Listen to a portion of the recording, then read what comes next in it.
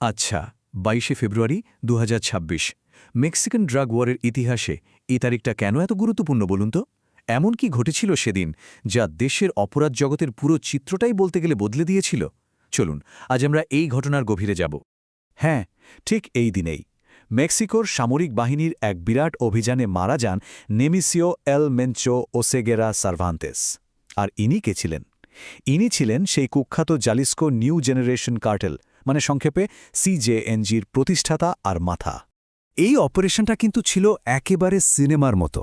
চলুন তো দেখি ধাপে ধাপে কি হয়েছিল।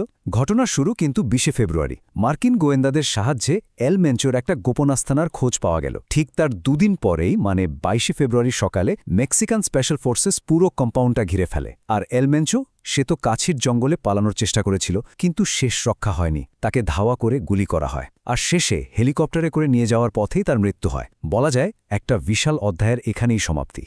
তো প্রশ্ন হল, এল মেনচোর মৃত্যুটা এত বড় একটা ব্যাপার কেন? এর আসল গুরুত্বটা বুঝতে হলে আমাদের আগে তার তৈরি করা সংগঠনটা, মানে সিজেএনজি, ঠিক কতটা শক্তিশালী আর ভয়ঙ্কর ছিল সেটা জানতে হবে। এই যে সিজেএনজি, এটা তৈরি হয়েছিল ২০০৯ সালে। আর কি বলবো, অবিশ্বাস্য গতিতে এটা মেক্সিকোর সবচেয়ে শক্তিশালী অপরাধী সংগঠন হয়ে ওঠে। এদের কুখ্যাতির মূল কারণ ছিল দুটো জিনিস। প্রথমত, এদের হাতে ছিল একেবারে মিলিটারিদের মতো অত্যাধুনিক অস্ত্র, আর দ্বিতীয়ত এদের নৃশংসতা, যা অন্য যে কোনো গ্রুপকে হার মানাত। একবার শুধু অঙ্কটা ভাবুন, বছরে $8 বিলিয়ন। আর এটা কিন্তু শুধুমাত্র কোকেন পাচার থেকে আসা টাকা। এই বিশাল পরিমাণ অর্থই ছিল তাদের ক্ষমতার আসল উৎস, তাদের শক্তির মূল ভিত্তি।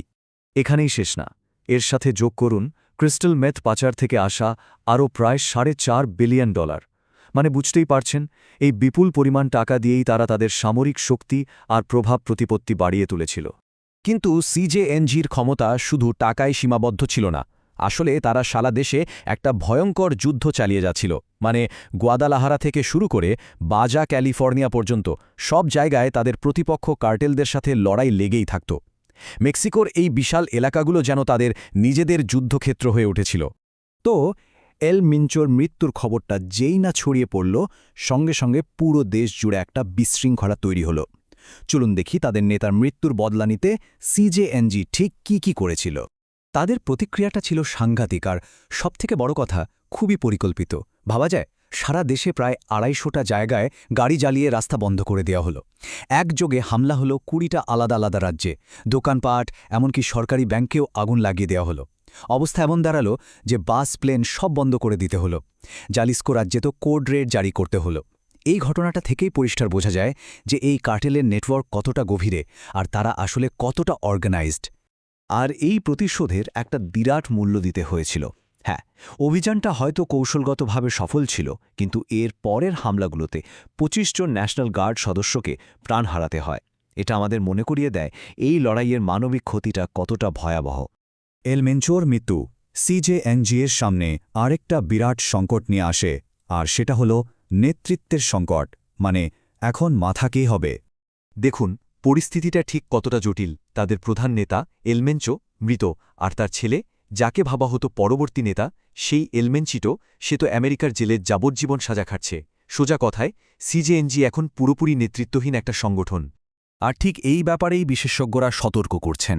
যেমন ধরুন, ইন্টারন্যাশনাল ক্রাইসিস গ্রুপের ডেভিড মোরা বলছেন, এই ক্ষমতার শূন্যতার কারণে সংগঠনের ভেতরেই হয়তো একটা ভয়ঙ্কর ক্ষমতার লড়াই শুরু হয়ে যেতে পারে। আর যখন কোনো পরিষ্কার উত্তরাধিকারী থাকে না, তখন নিজেদের মধ্যে মারামারি, কাটাকাটি প্রায় অনিবার্য হয়ে ওঠে। এই পুরো ঘটনাটা আমাদের একটা অদ্ভুত পরিস্থিতির সামনে দাঁড় করিয়ে দেয়। এটাকে বলা যেতে পারে সাফল্যের প্যারাডক্স। মানে সাফল্যই যেন নতুন সমস্যার কারণ হয়ে দাঁড়িয়েছে। ব্যাপারটা হল, এল মেনচোকে সরানোটা আইন প্রয়োগকারী সংস্থার জন্য নিঃসন্দেহে একটা বিরাট কৌশলগত জয়। কিন্তু এর আরেকটা দিকও আছে।